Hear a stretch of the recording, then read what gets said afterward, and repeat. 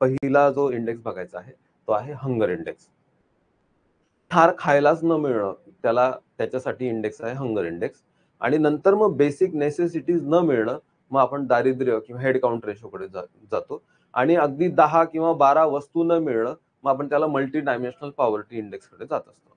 या सगळ्यांच्या बेसमध्ये आहे की अगदी खायला पण न मिळणं आणि थेट उपासमारच होणं.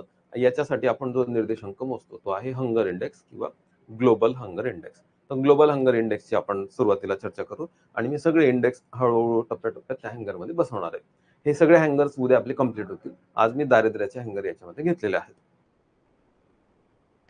तर जागतिक उपासमार निर्देशांक किंवा ग्लोबल हंगर इंडेक्स याच्याबद्दल मी 2021, 22, 23 आणि 24 चे रिपोर्ट तुमच्या समोर आता ठेवलेत.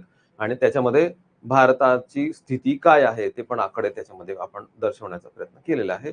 आपण कंपॅरेटिव्हली 2023 आणि 2024 असे दोन आकडे आपण थोडेसे कम्पेअर करूया. 2023 चा आपल्याकडे ग्लोबल हंगर इंडेक्सचा रिपोर्ट आहे. 2024 चा पण ग्लोबल हंगर इंडेक्स रिपोर्ट आहे. याचा विषय त्याच्यात काय दिलेला आहे त्याची चर्चा पुढच्या स्लाइडमध्ये करूयाच. पण आपण 23 आणि 24 असे दोन रिपोर्ट्स कंपॅरेटिव्हली आपण बघू शकतो किंवा बघूया. 2023 चा जो रिपोर्ट आहे त्याच्यामध्ये आपला ग्लोबल हंगर इंडेक्स आहे 28.7 आणि आपला क्रमांक आहे 111वा.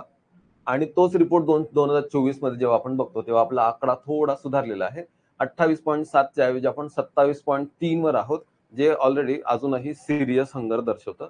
आणि रँक आपला 105 वा आपला रँक सुधारलेला आहे आणि आपण 127 देशांच्या यादीत अर्थातच 105व्या क्रमांकावर आहोत.